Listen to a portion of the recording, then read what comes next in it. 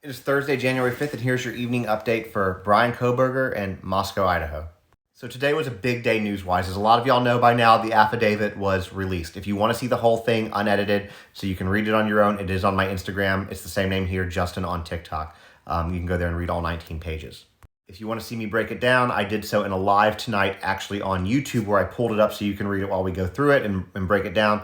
That live has been saved, so you're welcome to go do that too. Again, same name, Justin on TikTok on YouTube.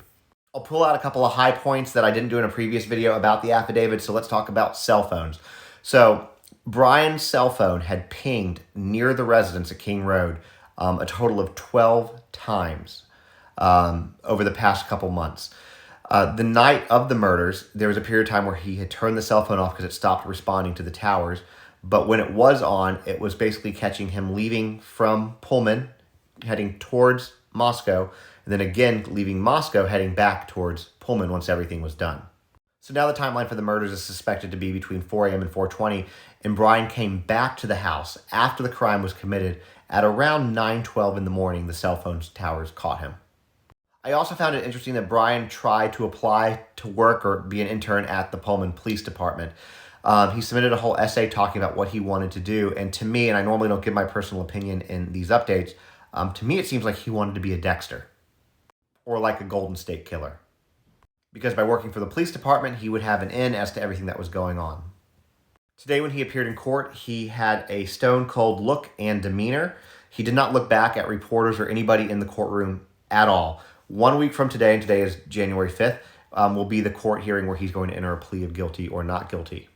Tonight, Kaylee's family was on Banfield, and they talked about justice, and they said that justice was not a place where somebody gets 3 square meals a day, can read books, and continue their education.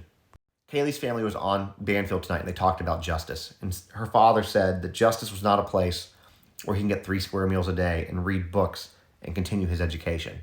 That justice would be when he leaves this world. Kaylee's family said that they will forgive him, but he needs to be held accountable.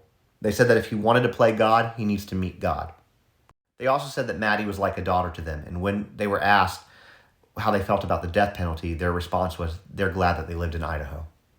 And one thing that I thought was really great was that Ashley Banfield offered to introduce them to Joe Petito, which they accepted, to kind of help them navigate this. And I said this last night, and I'll say it again, with all this new information coming out, don't forget the true people who need to be remembered here. Don't forget Ethan, Zaina, Maddie, and Kaylee and their families. Those are who matter most. And with all this information about Bryan out there and the excitement about his arrest, don't forget who the victims were and who's really hurting.